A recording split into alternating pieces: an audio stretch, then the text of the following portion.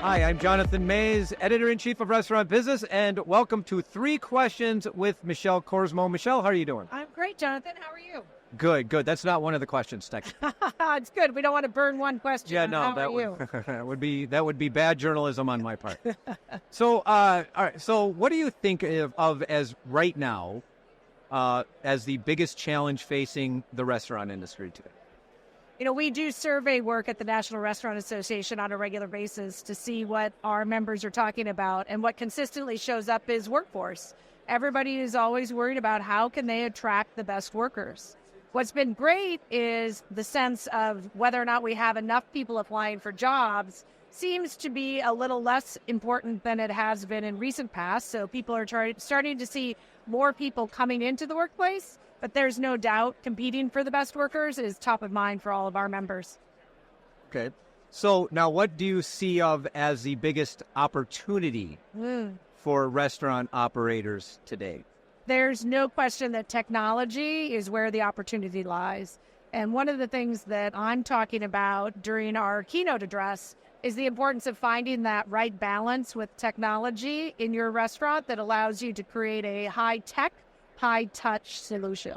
So technology really is a space where consumers want to see that speed and efficiency and the ease of interaction, but they also want to make sure they still have that wonderful high-touch aspect that makes restaurants great. Right. And that technology can actually help with the first challenge, can it not? Absolutely.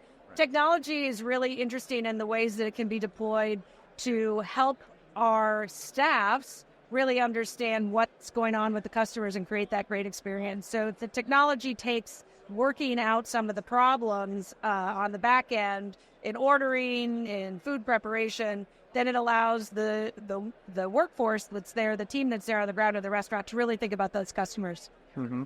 Okay, so the third question is the regulatory environment. Yes. We've seen the tip credit come under attack in a number of communities. Yes. We have seen the issues with credit card swipe fees. Well, that's not a regulatory environment, but like that kind of plays into a role.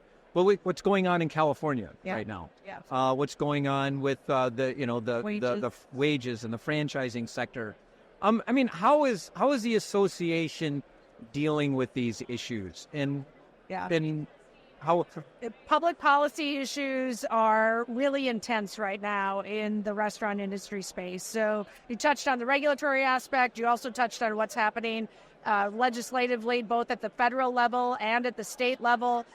There's no question that what we know is that we need to be in all of those spaces, really actively talking about how those rules and laws are impacting businesses day to day. So swipe fees is a huge issue for us when we're talking to members of Congress, because for most restaurants, swipe fees are their third highest expense. It really has become a significant issue, right? And we shake your head at that. So you've got food, workforce, and swipe fees. That's really what's driving the P&L for restaurants today. $15 billion in expenses for restaurants last year. And so when we think about that swipe fee expense, what we're really talking about is bringing more competition into the marketplace on swipe fees so that restaurant operators have options so that they can have a little bit of control or choice in what those fees are that they have to pay. So that's a huge thing on the federal level. Across the country, we see the tipped wage is a really significant issue that we're working to battle. And part of the challenge with this is most people don't understand what the tip wage means, because everybody wants to make sure that the servers that they care about are really well compensated. And frankly, tip wages are what help those servers get that compensation. In fact, you know, the median number for tip wages is $27 an hour. And we know that what we're actually seeing in the marketplace is a bit higher than that. In fact, we see $41 an hour is really what a lot of these great tip wages are bringing in. So that's a huge issue. And then the other thing that we care about from a regulatory standpoint is something that we're seeing coming out of the FTC, and that's junk fees. So we all know that junk fees are something that exacerbates many people, right? Every time you turn around, you feel like junk fees are there, or what we call junk fees. But the reality is a lot of those fees are put into place because consumers want to know what they're paying for, and they want the option to not pay for certain things.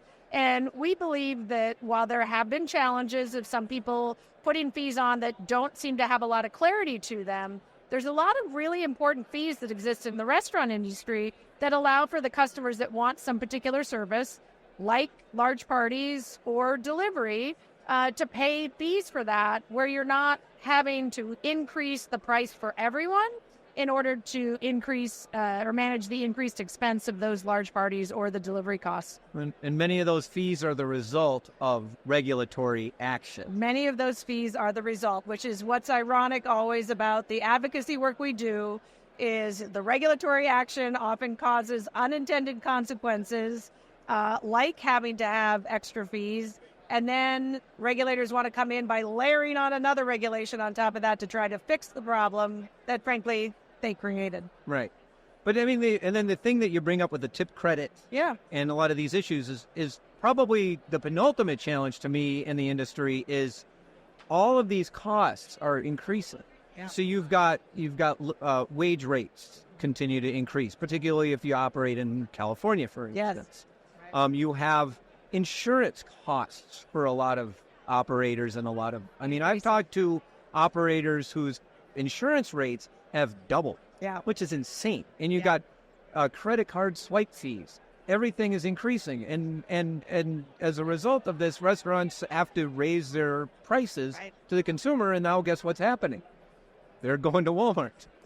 There's fewer. And it's interesting, we think a lot about the amount of competition that exists in the restaurant industry. And what that means is that it allows the restaurant industry to be really sensitive to connecting with their consumers in a way that the value and the price are really closely connected, because if they're not, consumers make different choices. And what we're noticing because of all of these increased fees and the increased cost is that the need to really get better at how you execute your business is so important. We're working a lot within the association to spend time on building best practices so that restaurant operators know how to manage their inventory well, manage those scheduling expenses that they'll see with a really strong scheduling technology or ability to think about those best practices. And all of those best practices help make a business better. We recently acquired restaurantowner.com as a way of taking that best practices platform and that knowledge out to a really wide audience so that operators with every level of support can have resources that will help them get better. All right, super. Okay, one last bonus question. Bonus question. This is going to be yes, I'm breaking my own rules. I like this. So, and this is the toughest one. Okay. I hope you're ready for this one. So, favorite thing you eat at the show? Oh, that is a tough question. I always get nervous about giving my favorite when there are so many favorites, but I like to break rules too, so I am going to pick a favorite. I always search out the Wisconsin cheese booth. Oh, I love that. And this year, they are doing these really wonderful kind of layered, what I would consider kind of appetizers. And they had a beautiful piece of cheese. I'm embarrassed I don't remember. I think it was a Gouda. And then on top of that, they put a cookie butter and then a fig and an almond and a little bit of mint on just a little bite-sized snack. It was just one beautiful bite of flavor. It was so good. All right. Okay. I'll go. All right. You've got Wait a second, me. Jonathan. Thank what is you. your favorite thing to eat at the show? Oh, a hot dog guy. Hot dog. Oh, yeah. The hot dogs are always a hit. I love hot dogs.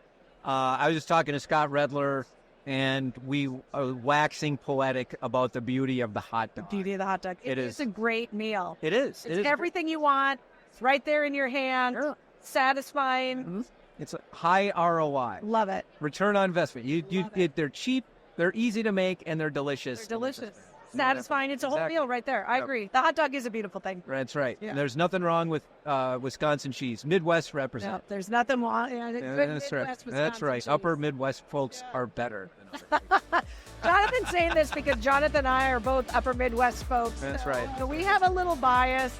And frankly, I think that's okay. That's all right. Yeah. All right, Michelle, thank you so much for joining me. It has been my pleasure. Always nice to talk with you. All right, great.